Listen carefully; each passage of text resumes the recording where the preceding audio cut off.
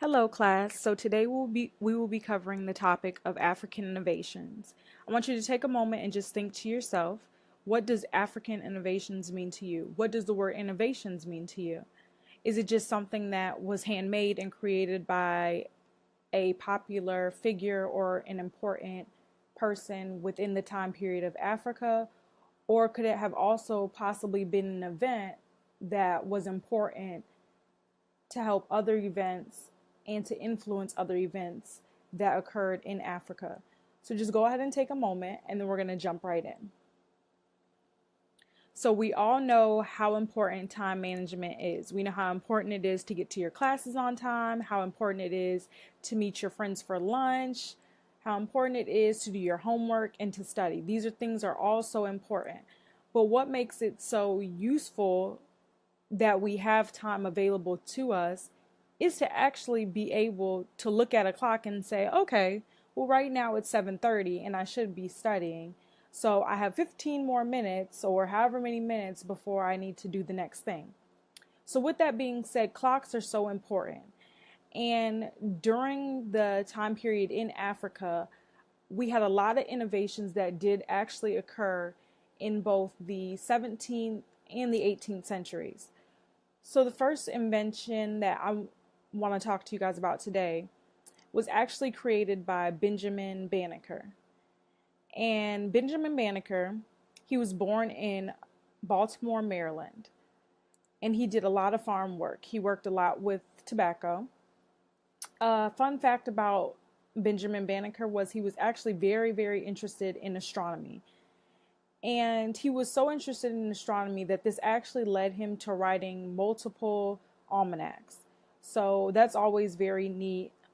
He was so interested in this that he took the time out to study more about it, learn more about it, and then create these books all about astronomy.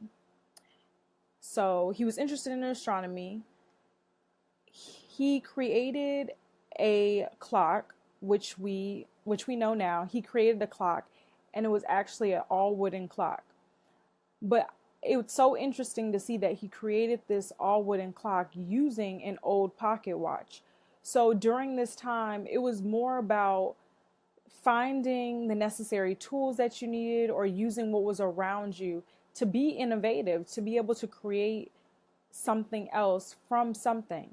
And that's so amazing and so important. And I'm sure you guys can think of plenty of examples when you look into the world and say, oh, wow, like, this was made from this and this was made from that by simply using your resources. And that's exactly what Benjamin Banneker did. So that's the first topic that I wanted to discuss with you all today. Next is the cotton gin. And starting off, the cotton gin was actually invented in 1793 by a man named Eli Whitney.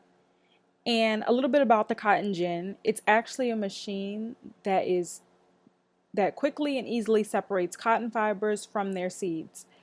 So this was a huge invention during this time. Why? Simply because growing cotton, picking cotton, it was all such a huge, huge process. And it had so much to do as well with the environment.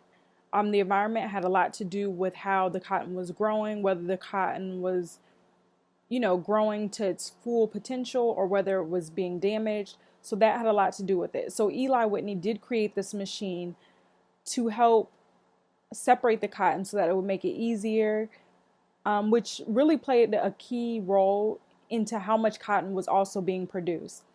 And this invention was actually one of the key inventions of the Industrial Revolution as well. So that's also pretty cool. So next we will be touching on the printing press. And the printing press was actually created by, well, pretty much reinvented in his own way by Johannes Gutenberg, who was a German blacksmith. And he created the printing press, which he introduced to Europe. He introduced printing to Europe.